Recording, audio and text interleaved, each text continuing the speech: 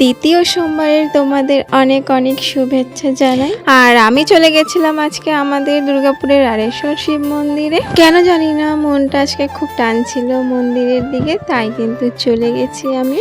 আর গিয়ে দেখি কত ভিড়, আর জানো তো এখানে কিছু মেলাও বসেছে, জল ঢালার লাইনে তো প্রচুর ভিড় রয়েছে। তারপর মন্দির দর্শন করে চলে গেছি ওখানে প্রসাদ নিতে। প্রসাদের লাইনে এত ভিড় কি বলবো, তাও কোনো রকম প্রসাদ বলে কথা আনতে তো হবে, তাই কিন্তু কোনো রকম নিয়ে এসেছি। এখানে মেয়েও খেয়েছে কিছু, আর আমিও খেয়েছি। আর গরমও লাগছিল প্রচুর। আমার মেয়ের তো ঘুম পেয়েছে, তাও কিন্তু ও রয়েছে, ঘুরছে। তারপরে কিন্তু এখান থেকে দুটো ক্লিপ নিলাম আমি, বেশি কিছু কিনিনি।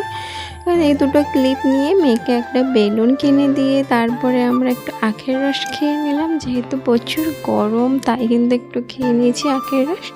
তারপরে আমরা চলে এলাম বাড়িতে। তো চলো দেখা হচ্ছে পরের ভিডিওতে।